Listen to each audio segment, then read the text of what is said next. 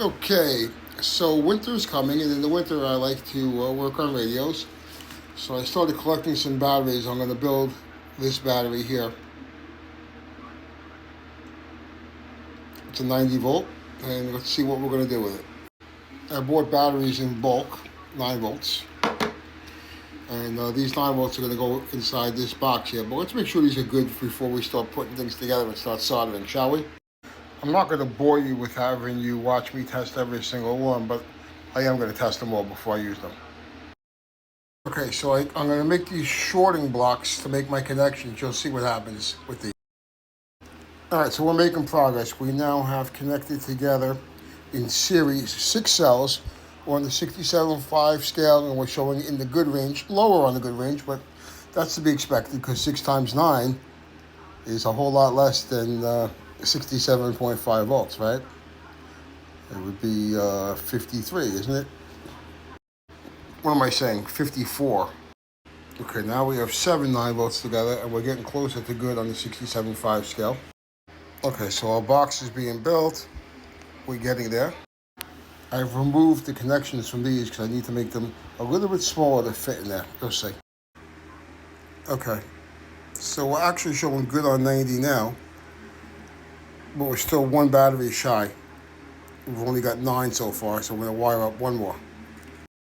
Okay, here we are completed. Somehow I reversed the last 2 connections, so I have to remember that when I solder to my connector. Black has become positive.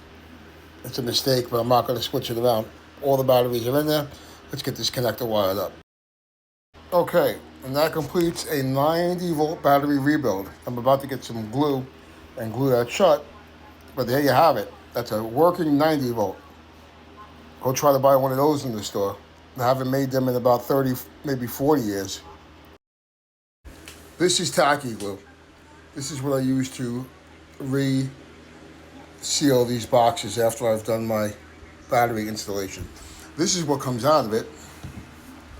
Actually, I'll show you. That is what comes out of it. These are Eveready Mini Max cells. These were derived in the 30s and 40s. These were actually used in World War II in tube missiles that had a finder on them, a navigational finder. The bombs used this type of battery and had a radar type radio device built into them so they could find a target and hit it. It was amazing they had this kind of technology in World War II. But anyway, these batteries have been around for a long, long time. This is the basic structure of a carbon zinc 9 volt battery to this day. They use this type of cell. But anyway, we've now put batteries in there that are going to be similar in capacity, similar construction, just configured slightly differently. Okay, so here is our finished product. We are reading on our 90 volt scale. We are showing good. We have a rebuilt 90 volt battery. We've got some rubber bands on that. We use some tacky glue to glue the case shut. Those spots where you see a little bit extra coming out, it will dry clear. You won't see any of that.